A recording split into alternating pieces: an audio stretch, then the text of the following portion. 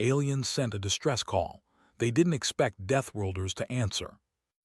Around it, space felt empty and heavy, as if nothing living belonged there. Inside the station, the Kelari moved slowly through wide halls. They were thin beings with soft skin and long arms. Their eyes were large, made to see faint light. They were scientists, healers, and thinkers. They were not fighters. Alarms sounded again. The noise made the Kelari flinch. Screens along the walls showed damage reports, hull breaks, power loss, life support falling. Council leader Varro stood in the central chamber. His hands shook as he watched the data. The attack had come without warning. Dark ships had appeared from nowhere. They did not speak. They did not answer signals. They only fired. The Kelari defense systems had failed in minutes. Their weapons were meant to scare pirates, not stop real hunters. "We cannot hold," Varro said quietly. Other council members lowered their heads. They already knew. The enemy ships were gone for now, but they would return. They always did. The hunters circled weak targets and struck again and again until nothing was left. The Kelari had no allies close enough, no strong fleets, no warriors. Only time remained. Very little time. Varro looked at the long-range communication console. A single option blinked on the screen. An emergency broadcast, a distress call. Many species avoided such calls. Some listened. Few answered. Answering meant risk. Sometimes it meant death. "We send it," Varro said. A young technician hesitated. "To whom, leader?" Varro closed his eyes. "To everyone." The signal spread out into the dark. It carried their location, their state, and a simple message. "We are under attack. We will not survive. If anyone hears this, remember us." The Kelari did not expect a reply. Far away, across many jumps of space, a human exploration ship moved through normal patrol space. It was not near any trade route. Humans often explored places others avoided. The ship was medium-sized but heavy. Its hull was thick. Its engines were loud. Inside, gravity felt stronger than most species preferred. Captain Daniel Brooks sat in the command chair. He was not a large man, but his presence was steady. His hair was dark, his face calm. He had seen danger before. Lieutenant Alex Grant worked at navigation. Nearby, communications officer Emma Lewis scanned open channels, mostly noise and old signals. Then her screen flashed. "Captain," Emma said, "I have something strange." Daniel turned. "What kind of strange?" "A wide distress call, non-human, very weak, long range." The bridge became quiet. "Put it on screen," Daniel said. The message played. The Kelari voice sounded thin and tired. The translation software struggled, but the meaning came through clearly. They were dying. Alex frowned. "That area is bad space. No patrols, no stations." "Nothing lives there," Emma swallowed. "Someone does." Daniel leaned back, thinking. He knew what this meant. A distress call from deep space often meant trouble beyond the call itself. "Scan threat markers," he said. "Unknown enemy activity reported in the signal," Emma replied. "No data on the attackers." Chief Engineer Ryan Cole spoke from the side console. "Captain, we are not a warship." Daniel nodded. "I know." The ship was armed like most human vessels. Humans had learned long ago that peace did not mean safety. Still, they were explorers, not soldiers. Silence filled the bridge again. Then Daniel stood. "We answer," he said. Alex looked up fast. "Sir." "They sent a call into the dark," Daniel said. "We heard it. That matters." Ryan exhaled slowly. "That area could kill us." Daniel looked at him. "Earth tried to kill us too. It failed." No one argued after that. The ship changed course. Engines burned brighter as it jumped toward the dead star system. Hours later, the Kelari station appeared on sensors. It looked worse up close. Parts of it were dark. Debris floated around it like broken bones. Emma opened a channel. "Kelari Station, this is Human Vessel Pathfinder. We received your distress call." There was a long pause. Static filled the channel. Then a weak reply came. "This is Council Leader Varro," the voice said. "You should not have come." Daniel raised an eyebrow. We are glad we did. The Kelari leaders gathered in their chamber, staring at the human ship's image. It was larger than expected, thick, solid. It looked like it was built to survive punishment. Varro felt something new, not hope exactly, more like confusion. Humans, he said slowly. You are Deathworlders, Daniel nodded. That is what they call us. Then you know danger, Varro said. You should leave. The hunters will return. Daniel's voice stayed calm. Tell us about them. Varro hesitated. No one had ever asked before. They are strong, Varro said. They kill for resources and sport. They erase weak species. We have seen the records. Daniel listened without interrupting. When will they return? He asked. Soon, Varro replied. They always do. Daniel turned to his crew. Lisa Carter, head of security, met his eyes. She was already nodding. John Miller, a tactical officer, adjusted his screen. Megan Wright, drone control specialist, was already running simulations. Daniel faced the screen again. Leader Varro, he said, we will stay. Varro's eyes widened. Why? Daniel paused before answering. Because someone asked for help, he said. And because no one else answered. The Kelari did not understand that logic, but something in Daniel's tone told them the decision was final. Human shuttles moved toward the station. Engineers crossed damaged halls. Medics treated injured Kelari with careful hands. Human gravity felt heavy to the Kelari, but the humans moved with ease. Lisa Carter led a security sweep. Her eyes stayed sharp. She trusted nothing in unknown space. These people are barely holding together, she said quietly to John Miller over comms. John nodded. Yeah. Hunters picked the wrong target this time. They do not know that yet, Lisa replied. Back on the bridge, Emma tracked distant sensor shadows. Captain, she said softly, something is out there. Daniel stepped beside her. The readings were faint but growing. He allowed himself a small smile. Then let us show them, he said. What answers a distress call? Far away in the dark between stars, the hunters turned back toward the station. They expected silence, fear, easy death. They did not expect humans. And the first part of the story had begun. The human ship hovered above the damaged Kelari station. From orbit, the station looked worse than the sensors had shown. Panels hung loose. Sections of the hull were scorched black. Debris drifted slowly into space, small pieces shining faintly in the weak light of the dead star. On the station, the Kelari Council moved nervously. They had never seen humans before. Their eyes, wide and dark, reflected the glow of the monitors. Varro stood at the center of the council chamber, his long fingers folded tightly. Beside him, two other council members, Lyra and Tino, whispered. They are large, Lyra said. They carry more than a fleet of our ships. Varro nodded. And yet they answer a call we thought no one would hear. He paused, looking at the screens showing the human ship's approach. We have never faced such beings. Inside the human vessel, Captain Daniel Brooks watched the station closely. Prepare a landing team, he said. We are not here to fight them yet, we are here to help. Lisa Carter, head of security, stood at the ready. Sir, sensors show debris fields near the docking area. It could be dangerous for small craft. Daniel nodded. Take it slow. We don't want to add to their losses.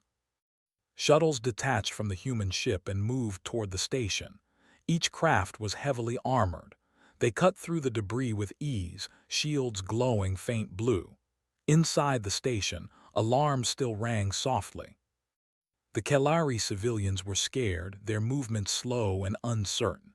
Children clung to parents and workers huddled near consoles, unsure what to do. When the first shuttle docked, a hiss of airlock pressure filled the chamber. From the shuttle, humans moved out. Their presence was striking to the Kelari. Humans were taller than most Kelari. Their bodies were solid, their movements confident. Armor covered parts of them, but it did not slow them down. Their eyes were sharp, always scanning, always alert. Varro stepped forward. I am Council Leader Varro, he said. This is our home. We are grateful you answered the call, but Daniel Brooks raised a hand. We don't mean to take over. We are here to help. Show us the damage and we will begin repairs. Lisa Carter moved past the Kalari guards, her eyes scanning every corner. John Miller followed, weapons ready but lowered. Megan Wright carried equipment that hummed softly, drones ready for deployment. The Kalari Council hesitated. Their minds were not built for combat or danger. Humans were unpredictable, they were strong, they were fearless. "Follow us," Varro said finally, motioning to a hallway. The humans followed. Their boots made soft thuds on the station's metal floors. Every sound echoed in the damaged halls. The first area they entered was the research wing. Broken consoles lay scattered. Wires hung from the walls. Small fires smoldered where panels had overheated. "Are there survivors?" Daniel asked. "Yes," Varro replied. "Some escaped the attack. They are hiding," Lisa nodded. "We will find them." She split her team. John went with her. Megan stayed with Daniel to begin scanning the station for weak points. The Kalari watched in silence. Humans moved like predators, but not cruel predators. Their movements were precise, careful. They did not panic even in the damaged station. In one room, a small group of Kalari children huddled. A human medic, Sarah Hayes, knelt down, her voice soft. "It's okay. You're safe now." The children stared at her wide-eyed. She smiled gently, handing them small food packs. They had never seen humans act with such calm care. Meanwhile, at the outer hull, drones controlled by Megan Wright floated through the air, welding broken sections and cutting loose panels. Sparks flew, but nothing seemed dangerous to them. The Kalari engineers who watched from nearby gasped at the precision and speed. Daniel Brooks studied the station's long corridors. He could feel the tension. "The attackers will return," he said quietly. "We need to be ready." Varro nodded slowly. "We have seen them once. We know they will come again. But humans fight differently." Daniel's team moved through the station, marking areas for repair. They also set up small turrets in case of an attack. Lisa Carter oversaw security teams, training a few Kalari volunteers in the basics of defense. They had never held weapons before. Now they learned quickly. By night cycle, the station began to feel less broken. Fires were out, panels were secured. Drones moved quietly, making small repairs across the hull. The Kalari watched, still unsure if it was real or a dream. In the council chamber, Varro spoke to Daniel. "Why do you risk yourself for us? We are weak. We are nothing to your kind." Daniel looked at him. "We answer calls like yours because someone needs help, because someone asked. That is enough reason." Varro did not fully understand. Humans were strange. They were strong, yet they helped the weak. They did not run from danger, and yet they did not seek it for pleasure. "Your people are not afraid," Varro said. Daniel smiled faintly. "Fear is natural, courage is choice." Night passed slowly in the station. Outside, small blips of movement appeared on human sensors. Distant ships approached, dark shapes against the weak star's glow. "Captain," Emma said from navigation, "we have movement, unknown vessels. They are heading straight for the station." Daniel straightened. "Prepare defenses. Let's see if they remembered the humans who answer calls." Lisa Carter assembled her team. John Miller checked weapons systems. Megan Wright deployed drones to strategic points around the station. The Kalari watched from windows. They had never seen a species stand ready for what they could not understand. Daniel moved to the front window. "They don't know what we are yet," he said, "but they will learn." The dark ships came closer. They were sleek, black, and silent. The Kalari had never seen shapes like them. The humans remained calm, preparing with precision. When the first enemy ship fired, it struck a weak section of the hull. Sparks flew. But the turrets Daniel's team set up immediately returned fire. The humans moved with speed and control. Lisa Carter's voice rang through comms. "Keep them back. Protect the civilians." John Miller coordinated human and Kalari volunteers to reinforce corridors. Megan Wright's drones shot small energy beams, cutting enemy fighters apart with efficiency. The Kalari gasped. They had never seen such defense. They had expected death. Instead, they saw humans fight not for glory, not for conquest, but for others. The first wave of the attack ended in minutes. Enemy ships retreated slightly, surprised by the resistance. Daniel turned to Varro. "They will come again. We need to prepare further." Varro nodded slowly. "We have never known hope like this." Daniel looked at his crew. "We answer calls like this because it is the right thing. That is all. That is enough." The Kelari realized something profound. Humans were dangerous, yes, but they were also protectors. They were strange, but in the right way. Outside, the dark ships regrouped. The fight was not over. But for the first time, the Kelari no longer believed they would die alone, and that belief was enough to give them courage. The humans prepared for the next wave, their faces calm, their actions precise. Deathworlders had arrived, and the Kelari station would never be the same. The silence of space broke with the distant hum of engines. From the sensors of the human ship, the enemy ships were approaching again. This time they were closer, faster, and more aggressive. On the Kelari station, alarms blared louder than before. The humans were ready. Captain Daniel Brooks stood on the bridge of the human ship, his eyes scanning the approaching shadows.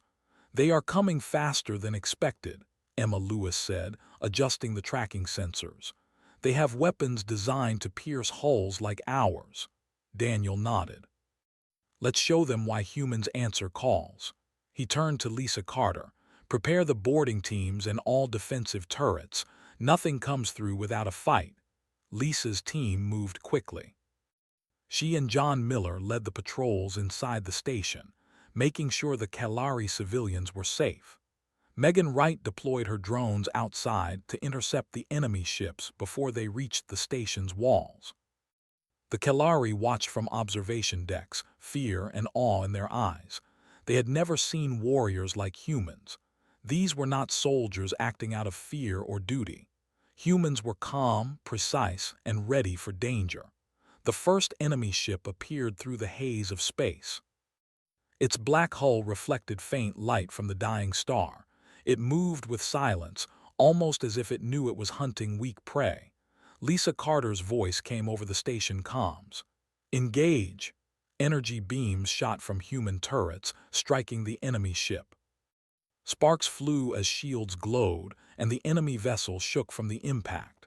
Megan Wright's drones zipped around it, cutting engines and tearing apart weapon systems with exact strikes.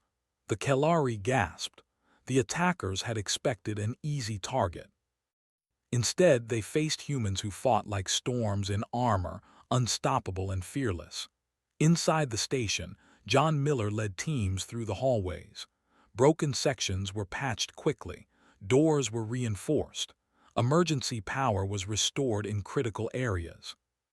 Varro and the council moved among the civilians, trying to calm them, but no words could match the courage humans displayed. A small group of Kelari children were hiding in a corridor. Lisa Carter found them and knelt down. "You're safe. We won't let them hurt you," she said. The children stared, wide-eyed. They could not believe anyone could be so confident in the face of death. Outside, the enemy ships regrouped. They fired again. One beam struck the hull near the docking bay. The metal screeched, sparks flew, and smoke filled the area. John Miller's team reinforced the doors and guided the Kelari to safer areas. Every human moved like trained instinct. Injured or not, they kept going. They cared for others first. Megan Wright's drones flew higher, targeting enemy ships. Each shot disabled weapons or engines. The attackers had never seen such efficiency. They were hunters used to easy prey. Now they faced humans who refused to run. On the bridge, Daniel Brooks observed the battle. "They don't know what humans are," he said quietly. "They think we are just another weak species." "We'll teach them differently," Emma nodded. "Sensors show damage on their hulls. They're surprised." The enemy launched boarding pods, hoping to enter the station and attack the civilians directly. Lisa Carter anticipated this. "All teams to intercept," she said. Her squad met the pods in the corridors. They used stun weapons first, then physical force when needed. Every move was precise, every action calculated. The Kelari watched as humans blocked the attacker's path, protecting the weak. They had never seen beings fight for others so fiercely without fear. One enemy pod exploded near the docking bay, destroyed by Megan Wright's drones before it could reach the station. Another tried to break into a research lab. John Miller met it head-on, throwing the enemy aside with a human's strength and skill. Varro could not believe what he saw. "They do not fight for power," he whispered. "They fight to save others." Daniel Brooks checked the station's outer hull. "We have them on the run, but more will come. Prepare for another wave." Lisa's squad cleared the hallways. Injured Kelari were escorted to safer zones. Small fires were extinguished and broken doors repaired instantly. Humans worked faster than the attackers could react. The enemy retreated briefly, confused. Their tactics had never failed before. They had hunted weaker species who ran or hid. Humans stood and fought. Humans protected others. The attackers hesitated. "They do not fear death," one of the Kelari whispered. "They are strange." Daniel smiled faintly. "Fear is natural," he said. "Courage is choice. That is what you are seeing." Megan Wright's drones flew back to the main control. "They're regrouping for another run," she said. "We need to hold fast." Lisa Carter nodded. "We can do this. We always can." The second wave arrived faster and more viciously. Dark ships split into smaller groups, trying to attack from multiple directions. Daniel gave commands calmly. "Focus fire. Protect the station first. Civilians second. We stop nothing." Turrets blazed. Drones zipped through space, striking weapon systems and engines. Human shields absorbed impacts that would have destroyed Kelari ships. Inside the station, humans moved like lightning. Injured colleagues were helped. Broken sections reinforced. Emergency systems rerouted. Every human acted without panic, every action precise. One enemy fighter broke through a corridor. John Miller met it with 2 humans and 3 Kelari volunteers. The humans guided the Kelari, showing them how to fight without fear. Lisa Carter threw a human punch that knocked the enemy aside, then helped a Kelari hold their weapons steady. Megan Wright's drones disabled the fighter's engines, forcing it to retreat. Varro and the Council observed quietly. They had never seen a species so relentless. Even when the attackers retreated, the humans did not celebrate. They prepared for the next strike. Daniel looked out the window. "They will come again," he said, "and we will be ready. They will learn to fear humans." Outside, the enemy ships did not retreat far. They regrouped, their black hulls gleaming faintly. They expected another easy strike. Instead, they faced humans again.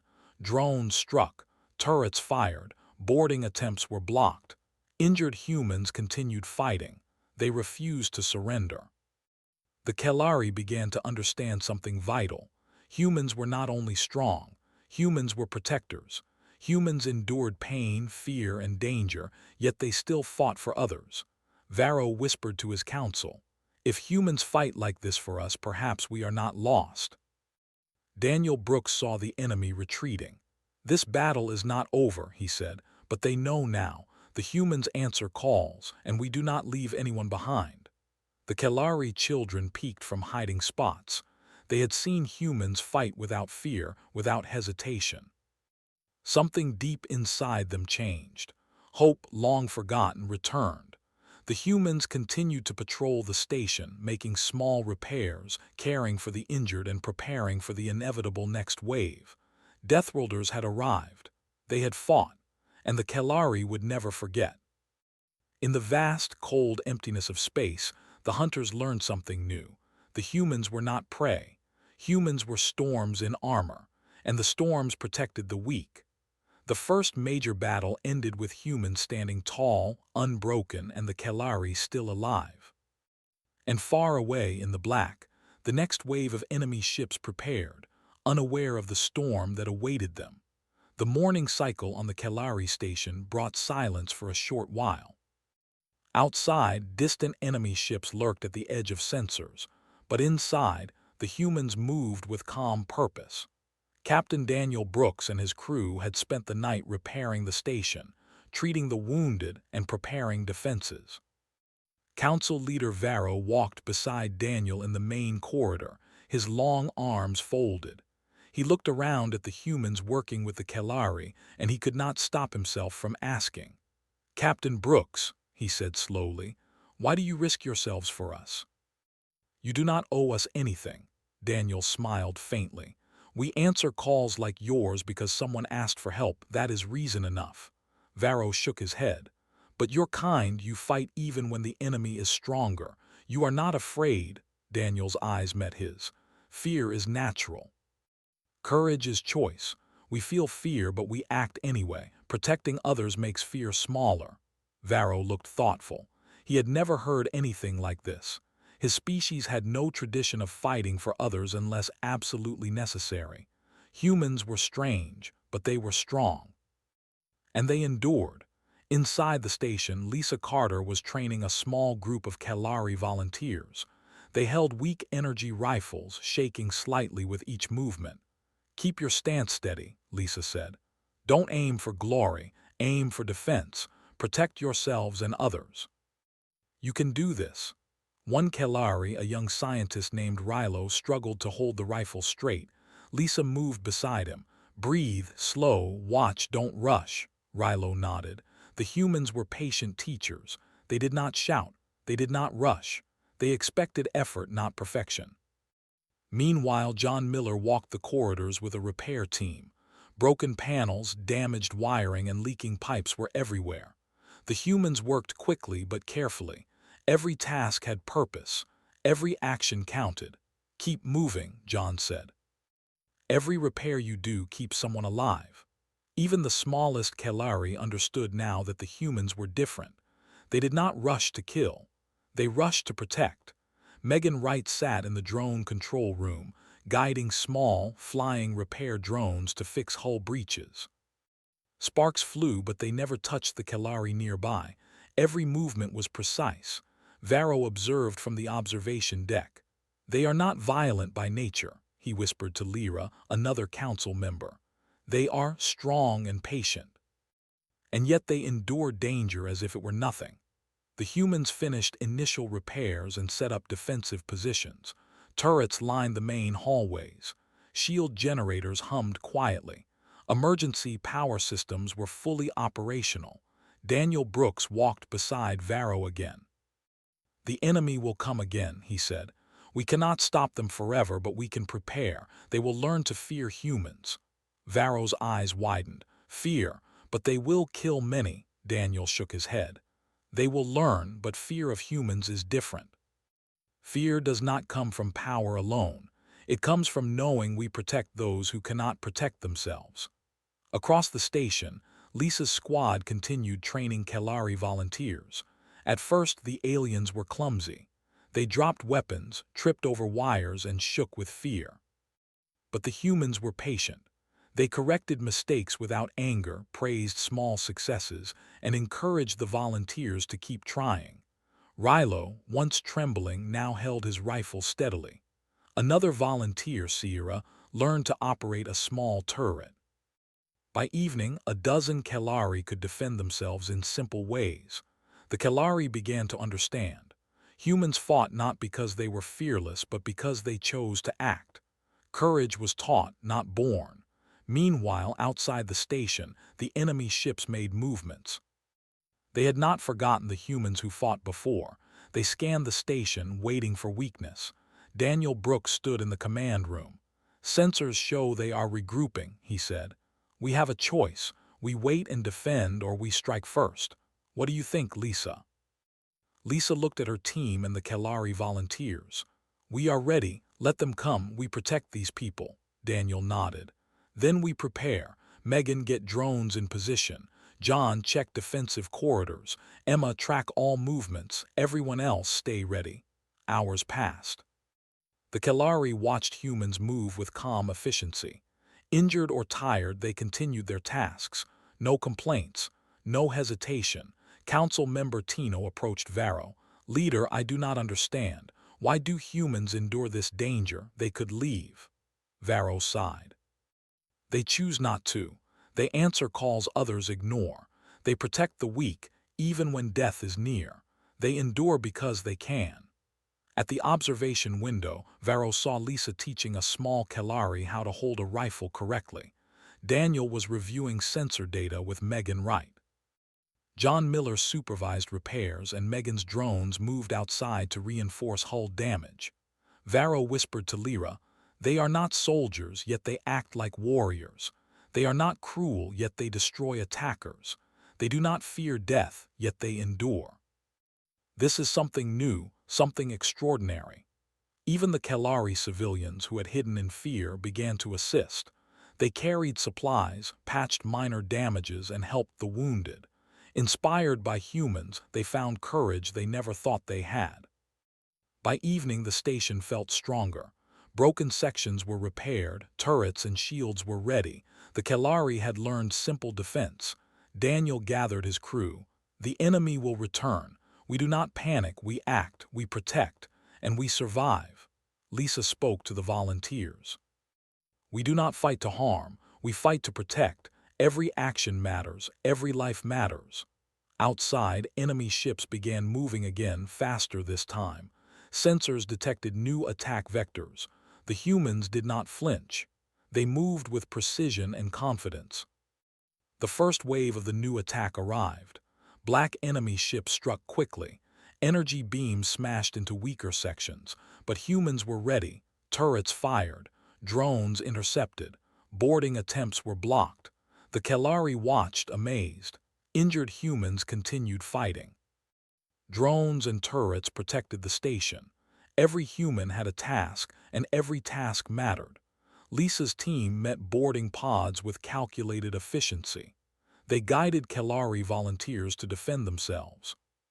The aliens acted with human instruction, blocking attackers and assisting the wounded.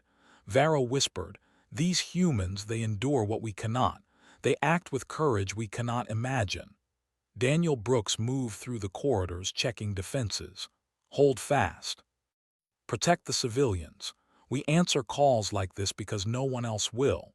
Hours later, the attack ended. Enemy ships retreated, leaving damage but no dead civilians. The humans regrouped and repaired minor breaches immediately. Varro approached Daniel. "You fight with patience and strength. You teach our people. You endure danger without complaint." "Why?" Daniel looked out at the damaged station. "Because it is the right thing, because someone asked, because helping others makes fear smaller. That is enough reason." The Kalari began to understand. Humans were strange, yes. They were strong, yes. But they were also protectors. They endured danger for others and they never gave up. That night the station felt safer. For the first time the Kalari believed in survival. They believed in humans.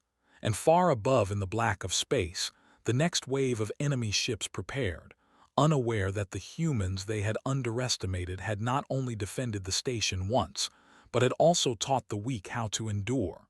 Humans did not fight for glory. They fought for others. They endured because they chose to. And that choice, simple as it was, would change the Kalari forever. The enemy ships appeared again, larger and faster than before. This time they were not just hunters. They were a full strike force, designed to destroy everything in the Kalari system. Sensors on the human ship picked them up as they emerged from the shadow of an asteroid field. Captain Daniel Brooks stood on the bridge, calm as ever. "They have learned nothing. Let's show them why humans answer calls," he said. Lieutenant Emma Lewis ran a quick scan. "They have over a dozen attack ships with several heavy cruisers. Weapons are more powerful than before." Daniel nodded. "We expected that. Prepare all drones and turrets. Everyone stay sharp. We protect the station and its people. No one is left behind." Outside the station, Megan Wright's drones moved into position. They zipped around like swarms of mechanical birds, ready to intercept enemy fire. Turrets glowed with charged energy, their barrels aimed at the approaching ships. Inside the station, Lisa Carter led the Kalari volunteers in final preparations. They had learned quickly over the past days. They held rifles firmly, knew where to stand, and understood the basics of human defensive tactics. Rilo, the young scientist who had struggled at first, now stood beside Lisa. His hands were steady. His eyes, though wide, were filled with determination. Sierra, another volunteer, manned a turret with precision. Varro and the council moved through the station, making sure civilians were in safe zones. The fear in their eyes had changed. Hope now lingered. Humans had taught them courage, even in the face of overwhelming danger. The first attack came faster than anyone expected. Energy beams cut through the void of space, striking the station's outer hull. Sparks flew and alarms screamed. But humans were ready. "Fire all turrets," Daniel ordered. "Drones intercept and disable enemy weapons." Megan's drones darted toward the nearest cruisers, striking at engines and shields. Sparks flew as small explosions rocked enemy ships. Turrets fired with precision, tearing apart smaller fighters before they could reach the station. The Kalari gasped. The humans were relentless. They fought not to kill, but to protect. They blocked every attack, intercepted every strike, and moved with unmatched coordination. Lisa Carter led a squad through the hallways as enemy boarding pods breached the outer hull. Humans met them immediately, guiding the Kalari volunteers. Each move was precise, calculated, yet fast. Injured humans continued to fight, helping others before themselves. "Hold this corridor," Lisa shouted. "Protect the civilians." Rilo fired his rifle for the first time in real combat, hitting an enemy pod before it could enter the station. Sierra's turret disabled another. Other Kalari, following the humans' instructions, blocked paths and guided injured people to safety. Varro watched in awe. "They endure what we cannot," he whispered. "They protect others without thought for themselves. They are not like any species we know." Daniel Brooks moved through the station to coordinate defenses. "Keep calm. Every action matters. Protect the weak. Defend the station. We answer calls like this because no one else will." Outside, the enemy realized they could not overwhelm the station. Smaller fighters were destroyed. Heavy cruisers lost shields and engines to Megan's drones. One by one, enemy ships began to retreat. But the humans did not relax. Every turret was still trained, every drone ready, every human alert. Lisa's squad cleared the remaining pods. "All clear," she said. Her voice was calm, though her body was tense from hours of combat. John Miller checked the corridors. "We've held them back. Station is safe for now." Varro stepped forward. "Captain Brooks, your people, they are extraordinary. How can such beings exist?" Daniel shook his head. "We are not extraordinary. We endure. We fight for others. That is enough." Hours passed, and the enemy ships finally withdrew. The humans had won this battle, though the station had taken some damage. Megan's drones repaired hull breaches immediately. Engineers and Kalari volunteers patched minor damage under human supervision. The Kalari could not believe it. They had survived. Their home, once broken and hopeless, now stood firm. Varro gathered the council. "We have learned something new," he said. "Humans endure danger, fight without fear, and protect others. They are different. We must share this with the galaxy." Daniel and his crew began preparing to leave. "We do not stay for praise," Daniel said. "We answer calls because it is right. That is enough reason." Lisa Carter spoke to the Kalari volunteers. "You have learned well. Keep practicing. Protect each other, and remember courage is a choice." Rilo and Sierra smiled. They had faced death and survived. They had learned human endurance. Before leaving, Varro made one final broadcast. "To all species in the galaxy," he said, "beware. Humans answer calls others ignore. They protect the weak. They endure danger. Do not underestimate them. They may come when you least expect, and when they do, they bring hope." Daniel Brooks nodded as the humans prepared their ship for departure. "We will answer if the galaxy needs us again," he said. The The Kalari watched as the human ship lifted off, its engines glowing brightly against the black of space. For the first time they felt something new, hope. Outside, the enemy ships retreated, their crews shaken by the humans' relentless defense. They had faced a species they underestimated. They had learned that humans were not prey. They were storms in armor. The station, once broken and full of fear, was alive again. Drones repaired, humans guided, and Kalari volunteers stood ready to defend their home. Varro turned to his council. "We are alive because of humans. They fought for us, for those who could not fight. They endured when death was near. This changes everything." Daniel Brooks and his crew watched the Kalari celebrate quietly. They did not seek recognition, but the gratitude was clear. Humans had done what others could not. They had answered a call in the dark, and across the stars, civilizations listened. The message of the Kalari spread quickly, telling the galaxy about humans, the Deathworlders who answered calls no one else dared. In space, the humans traveled onward. They did not boast. They did not seek fame. They answered calls because it was right. That was enough. For the Kalari, the humans had changed their world forever. They had taught courage, endurance, and protection. And somewhere, far across the galaxy, other species began to wonder. If humans could arrive in time, even for the weak and hopeless, then perhaps hope was not lost. Perhaps some calls, no matter how desperate, would be answered. Captain Daniel Brooks watched the stars ahead. "Keep course," he said. "Others may need help. We answer calls always." The ship moved forward, steady and unwavering through the endless dark. The humans endured. They protected. They answered. And the galaxy began to remember what it had long forgotten, that sometimes survival is not just about strength. Sometimes it is about choosing to stand for others, no matter the cost. The Kalari would never forget. The galaxy would never forget. And humans, the Deathworlders, would continue answering calls in the dark, bringing courage, protection, and hope wherever they went.